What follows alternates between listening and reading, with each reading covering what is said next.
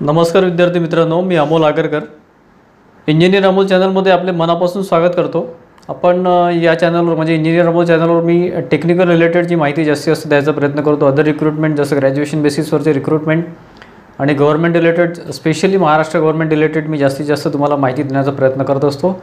तर त्यामध्ये इंजिनिअरिंग बेसचे जे जॉब्स आहेत किंवा मग आपल्या डिप्लोमा इंजिनिअरिंग असेल किंवा बी असेल बी टेक असेल किंवा ITI बेसचे जे रिक्रूटमेंट आहे त्यावर जास्त फोकस करायचा आपण प्रयत्न करत असतो। त्याचं syllabus wise work profile wise किंवा JEE असेल किंवा टेक्निशियन असेल त्या रिलेटेड जे काही जॉब प्रोफाईल असतं त्यामध्ये त्याचं पॅकेज म्हणजे सॅलरी वगैरे त्यानंतर तुमचं सिलेबस वगैरे त्या रिलेटेड मी जास्तीत जास्त माहिती किंवा अपडेट्स आपल्या चॅनलच्याद्वारे इंजिनियर अमोल चॅनलच्याद्वारे आपण देत असतो। तर त्यामध्ये आजच्या व्हिडिओमध्ये आपण एक महत्त्वाचं रिक्रूटमेंट आता पुढच्या काही दिवसांमध्ये अपेक्षित आहे। त्याच्या आधीसुद्धा 1-2-3 महिने आधी त्याचे अपडेट्स तुम्ही बघितले असतील। PMC म्हणजे पुणे म्युनिसिपल कॉर्पोरेशन पुणे महानगरपालिकामध्ये कनिष्ठ अभियंता त्यानंतर लिपिक आणि एक निरीक्षक म्हणजे सहाय्यक निरीक्षक या पदासाठी अतिक्रमण निरीक्षक या पदासाठी 500 जागांची तब्बल जागा जाहिरात येणार आहे, जागा निघणार आहेत आणि ही कन्फर्म आहे। त्याच्यामध्ये रिसेंटली कालच्या तारखेला म्हणजे 13 जूनला तिथले जे आयुक्त आहेत महानगरपालिका पुणेचे त्यांनी स्वतः एक पेपरमध्ये त्यांनी दिलेलं आहे, आपल्याला ॲड दिलेली आहे। म्हणजे ॲड म्हटल्यापेक्षा त्यांनी एक सूचना दिलेली आहे त्याच्यामध्ये आणि ते न्यूज आहे, एक ऑथेंटिक न्यूज आहे। त्याच्यामध्ये साधारण 500 जागा निघणार आहेत। त्यामध्ये कनिष्ठ अभियंताच्या साधारण 200-250 निघू शकतात। त्याच्यामध्ये सिव्हिल मेकॅनिकल आणि इलेक्ट्रिकल या तिन्ही जागांचे आपल्या ब्रँचेसच्या वॅकन्सी तिथे निघत असतात। त्यामध्ये 2016चं जे आहे 2016ची जी जाहिरात आहे त्याचा रेफरन्स घेऊन मी आज तुम्हाला थोडं बऱ्यापैकी एक माहिती देणार आहे। बाकी डिटेल इन्फॉर्मेशन जर तुम्हाला सिलेबस वाईज किंवा आणखी माहिती पाहिजे असेल तर तुम्ही कमेंट बॉक्समध्ये कमेंट करू शकता। मी तुमच्यासाठी तीसुद्धा प्रत्येक तुम्हाला सिलेबस द्यायचा प्रयत्न करेल। तर बघा मित्रांनो, अतिशय चांगली गुड न्यूज आपण इथे म्हणू शकतो, ज्याची आपण वाट बघतो आहे। पुणे महानगरपालिकामध्ये कनिष्ठ अभियंता त्यानंतर क्लर्क आणि त्यानंतर आणखी एक पद आहे, म्हणजे 3 पदे इथे दिलेली आहे। त्याच्यामध्ये सहाय्यक अतिक्रमण निरीक्षक हे सुद्धा तिसरं पद आहे। त्यामध्ये कालच्या तारखेला म्हणजे 13 जून या तारखेला सकाळ या न्यूजपेपरमध्ये पुणे शहराच्या ज्यामध्ये ते आलेलं आहे त्याच्यामध्ये 500 रिक्त जागांसाठी लवकरच जाहिरात IBPS करणार पदभरती असे म्हणून एक हेडिंग आलेलं आहे। IBPSच्या थ्रू ही एक्झाम होणार आहे। आपण पहिले यावर जे एक ठळक त्यांनी दिलेलं आहे, आयुक्त पुणे महानगरपालिका विक्रम कुमार यांचं जे यांचं काय म्हणणं आहे ते बघू। बोल्डमध्ये आहे इथे, महानगरपालिकेच्या पदभरतीसाठी रोस्टरचे काम जवळपास पूर्ण झालेले आहे, त्यामुळे याबाबतची जाहिरात लवकरच प्रसिद्ध केली जाईल। ठीक आहे, IBPS या संस्थेकडून ही प्रक्रिया राबवली जाणार असून त्यासाठी करार करण्यात आलेला आहे, म्हणजे IBPSला त्यांनी टेंडर दिलेलं आहे। ठीक आहे, तर त्यानुसार बघा मी तुम्हाला एक शॉर्टमध्ये इथे सांगतो की महापालिकेत सुमारे 500 रिक्त पदांची भरती होणार आहे। त्याच्यामध्ये institute of banking personal selection म्हणजे IBPSला हे टेंडर देण्यात आलं आहे, त्यांच्या थ्रू ही एक्झाम होणार आहे। त्याच्यामध्ये पदं जे आहेत ते आहे कनिष्ठ अभियंता म्हणजे JEE, लिपिक म्हणजे LDC वगैरे आपण जे म्हणतो ते लोअर डिव्हिजन क्लार्क वगैरे, आणि त्यानंतर सहाय्यक अतिक्रमण निरीक्षक।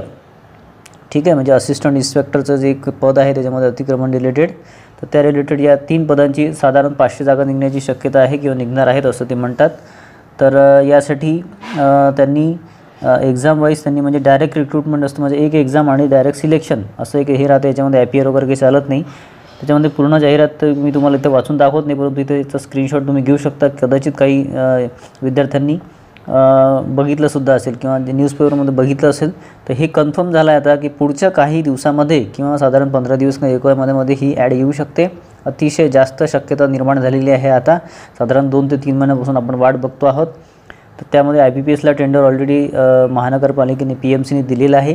त्यामध्ये 500 जागा कनिष्ठ अभियंता म्हणजे साधारण 200 ते 300 जागा कनिष्ठ अभियंताच्या येऊ शकतात। त्याच्यामध्ये सिव्हिल मेकॅनिकल आणि इलेक्ट्रिकलच्या जागा असतात। 2016मध्ये ती ॲड होती।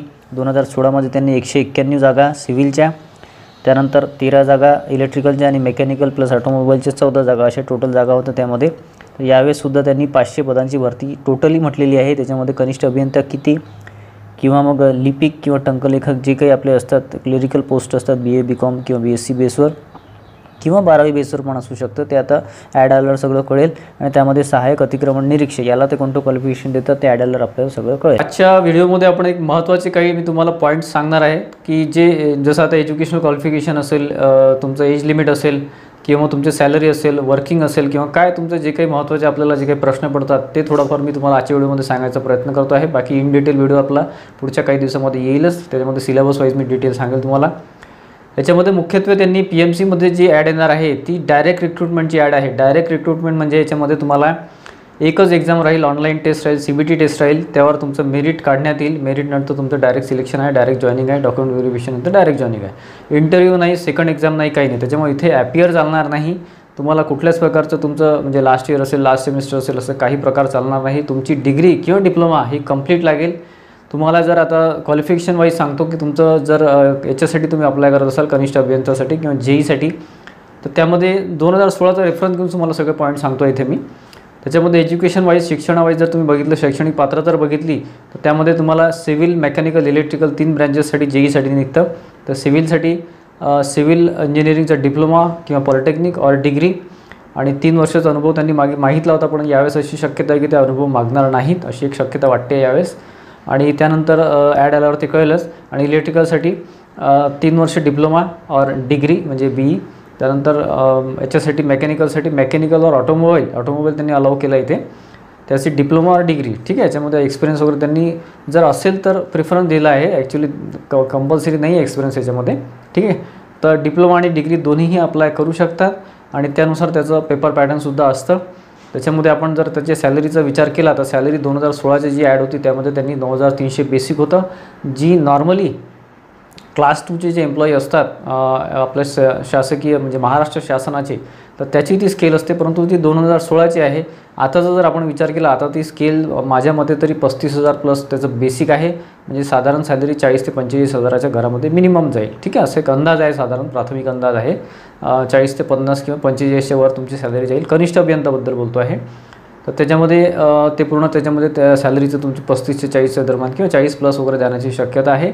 आणि याच्यामध्ये तुम्ही जर सिलेबस वाईज किंवा तुमचं काय एक्झाम पॅटर्न राहील तो जर बघितला तर त्याच्यामध्ये तुम्हाला 100 मार्काची 100 गुणांचं तुमचं एक टेस्ट राहते, CBT टेस्ट राहते. 200 मार्क्स असतात आणि 2 तास वेळ तुम्हाला दिला राहतो. त्याच्यामध्ये जे 100 तुमचे जे प्रश्न आहेत त्यामध्ये 20% म्हणजे 20 जे प्रश्न आहेत 40 मार्कासाठी, त्यामध्ये मराठी, इंग्रजी, बुद्धिमत्ता चाचणी, त्यामध्ये ॲप्टिट्यूड, रिझनिंग आणि तुमचं सामान्य ज्ञानमध्ये बघा करंट अफेअर्स, त्यानंतर आपलं जे काही आपलं जे मेन असतं सामान्य म्हणजे GS ज्याला म्हणतो आपण, त्याच्यामध्ये इतिहास येतं. मुख्यत्वे महाराष्ट्र रिलेटेड तुमचं सगळं राहील. भूगोलाचं महाराष्ट्र रिलेटेड महाराष्ट्राचा भूगोल राहील. त्याच्यामध्ये अर्थशास्त्र राहील आणि त्याच्यामध्ये तुमचं नागरिकशास्त्र वगैरे जे काही तुमचा पॉलिटिकलचा भाग आहे तो सगळा महाराष्ट्र रिलेटेड तुम्ही करायला, म्हणजे जे काही भूगोल वगैरे आहे ते महाराष्ट्र रिलेटेड करायचं. इतिहाससुद्धा आपला महाराष्ट्राचे रिलेटेड जास्तीत जास्त करणं तुम्हाला अपेक्षित आहे सामान्य ज्ञानमध्ये. ठीक आहे.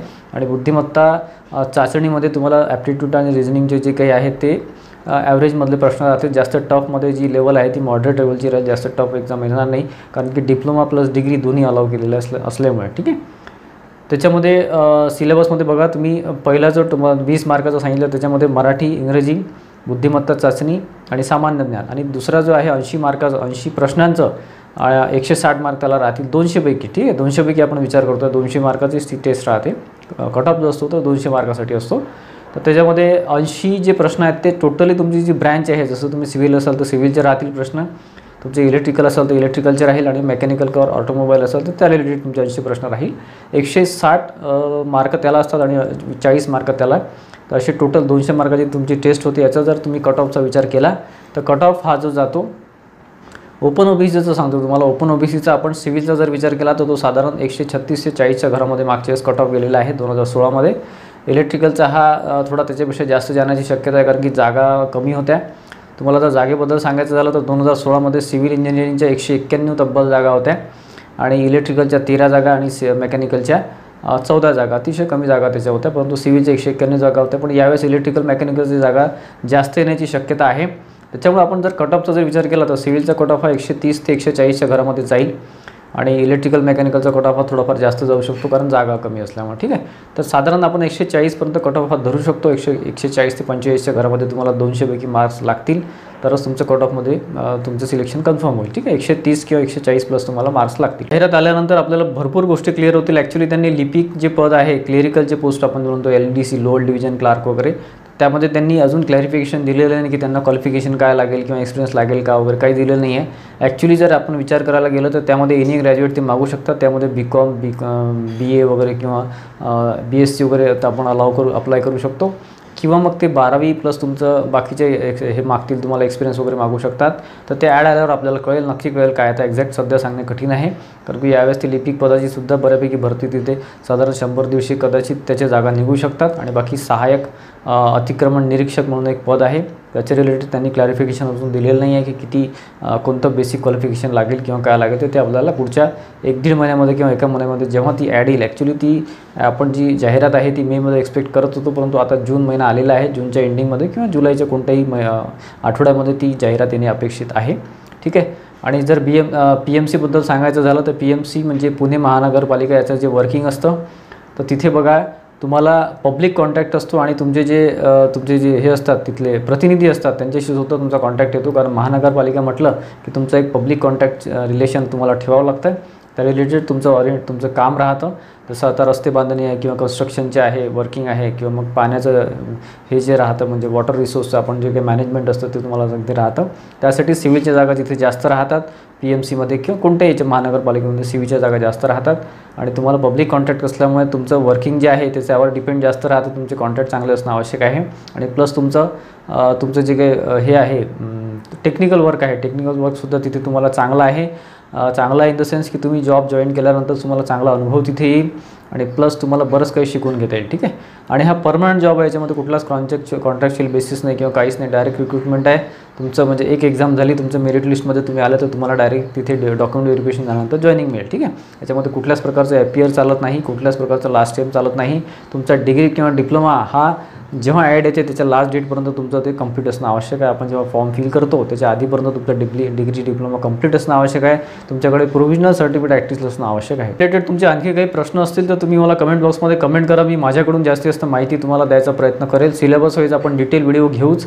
आता पुढच्या काही दिवसामध्ये ॲड येईलच, त्यामुळे तुम्ही तयारीत राहावं. सिव्हिल, मेकॅनिकल, इलेक्ट्रिकल, डिप्लोमा आणि डिप्लोमासाठी ही अतिशय सुवर्ण संधी आहे, कारण डिप्लोमाच्या जागा ह्या जास्त निघत नाही. पर्टिक्युलरली मेकॅनिकल आणि इलेक्ट्रिकलच्या जागा निघत नाही, सिव्हिलच्या तरी बऱ्यापैकी निघत राहतात. त्यामुळे diploma in civil engineering, electrical engineering आणि मेकॅनिकल इंजिनिअरिंग तिन्हीसाठी हा गोल्डन ऑपॉर्च्युनिटी आहे. PMCचे जॉब हे अतिशय चांगले असतात. आणि सगळ्यात महत्त्वाचं PMCसाठी सांगतो किंवा मग तुमच्या कोणत्याही महानगरपालिकेचं तसंच असतं की तुम्हाला तुमचं ट्रान्सफर जे आहे ते फक्त पुण्यामध्ये राहतं, पुण्याच्या बाहेर तुमचं ट्रान्सफर होत नाही. जास्तीत जास्त तिथले जसं थोडंफार तिथले ट्रान्सफर होईल पुणे सिटीमध्ये. बाकी त्याच्या बाहेर तुम्ही जाणार नाही, किंवा मग अदर सिटीज जसं मुंबई आहे, नागपूर आहे, अशा ठिकाणी तुमचा ट्रान्सफर होणार नाही. तुम्हाला पुण्यामध्ये तुमचा हा पूर्ण तुमचा जॉब तिथे राहतो, पूर्ण रिटायरमेंटपर्यंत जॉब तिथे राहतो. आणि सॅलरी स्केल हे बऱ्यापैकी आहे. सॅलरी स्केल ॲड आल्यानंतर आणखी कन्फर्म होईल, परंतु माझ्या अंदाजाने ते 40 ते 25 हजाराच्या वर सॅलरी तुम्हाला मिळेल. आणि प्लस बाकी जे क्लिरिकल पोस्ट आहे त्यासाठी सॅलरी स्केल ही कमी राहील, साधारण एक 25 ते 30च्या घरामध्ये शक्यता आहे. तर ते आता ॲड आल्यानंतर बऱ्याच गोष्टी क्लिअर होतील. ठीक आहे. ही आजची गुड न्यूज तुम्हाला द्यायची होती, किंवा अतिशय चांगली न्यूज. कन्फर्मेशन आलेलं आहे त्यावर. ऑलरेडी काही न्यूज होत्या, परंतु काही कन्फर्मेशन नसल्यामुळे मी त्यावर व्हिडिओ अजूनपर्यंत घेतलेला नाही आहे. त्याच्या आधीसुद्धा एक 200 कनिष्ठ अभियंताची एक जाहिरात असे ते दिलेलं होतं, सकाळच्या न्यूजपेपरमध्ये आली होती, परंतु तेव्हा ते कन्फर्मेशन होतं. आता ही ॲड कन्फर्म झालेली आहे. पुढच्या काही दिवसामध्ये किंवा 1-1.5 महिन्यामध्ये ही ॲड शुअरली येणारच आहे. ठीक आहे. त्याच्यामध्ये कनिष्ठ अभियंता आणि लिपिकसाठी अतिशय चांगला चान्स आहे. जास्तीत जास्त जागा या 2 पोस्टसाठी येणार आहेत. ठीक आहे. तर आशा करतो मित्रांनो की बऱ्यापैकी तुम्हाला चांगली न्यूज मिळाली असेल. अभ्यासाला लागले नसाल तर अभ्यासाला लागा. अतिशय चांगले चान्स आहे PMCमध्ये, पुणे म्युनिसिपल कॉर्पोरेशनमध्ये. टोटली गव्हर्नमेंट जॉब आहे, प्युअर गव्हर्नमेंट जॉब आहे. आणि सॅलरी स्केलसुद्धा चांगला आहे. बरंच बेनिफिट्स तुम्हाला मिळतात त्यामध्ये. ठीक आहे. आजचा व्हिडिओ तुम्हाला बऱ्यापैकी आवडला असेल तर प्लीज व्हिडिओला लाईक करा आणि जास्तीत जास्त विद्यार्थ्यांमध्ये तुमच्या ग्रुप्समध्ये शेअर करा. आणि या रिलेटेड तुम्हाला डिटेल माहिती सिलेबस वाईज हवी असेल तर प्लीज कमेंट करा. मी तुम्हाला ब्रँच वाईज तुम्हाला सिलेबस देईल आपल्या पुढच्या व्हिडिओमध्ये. आणि आपल्या चॅनलला इंजिनियर अमोल चॅनलला नक्की सबस्क्राईब करून ठेवा, जेणेकरून तुम्हाला पुढचे जे अपडेट्स आहे पुणे PMC रिलेटेड जे काही रिक्रुटमेंट आहे त्याचे रिलेटेड तुमचे जे अपडेट्स आहेत ते तुम्हाला मिळत राहतील. धन्यवाद मित्रांनो.